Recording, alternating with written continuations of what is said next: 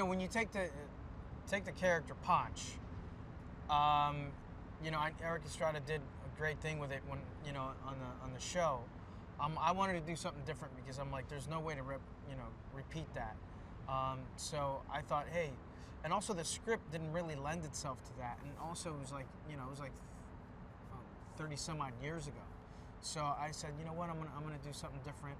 I'm gonna do my own thing and just try to really tell the story, and also because it's a movie, so it's just different. It's a whole different animal.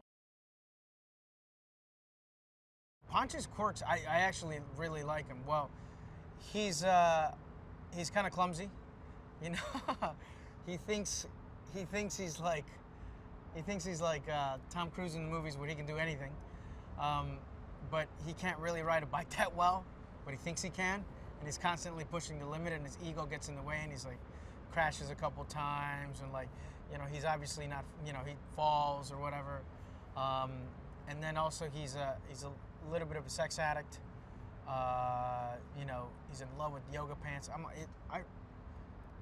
Who's not in love with yoga pants? Ponch comes from the FBI, and he's very, he's very focused on the present. And Dax's character, John Baker, wants to fix his marriage, and he's the kind of a touchy-feely guy, really in tune with his feelings, man. And he's always talking like 3 beers too deep. You know what I mean? Gets emotional 3 beers too deep. Everyone has that friend where you're like, I love you, dude. I love you, dude. I'm like, what are you crying for? And he's like, I just love you, dude. I'm like, all right, dude, we gotta give him water. And he's that kind of guy. And so I'm dealing with like a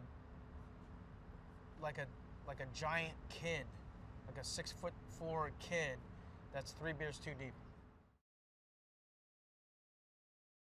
Dax as a director is fantastic. I'm like, if you feel good about it, like we're moving on, and we're not chasing one moment that you have in your head it's really hard to communicate, and hoping for a good accident.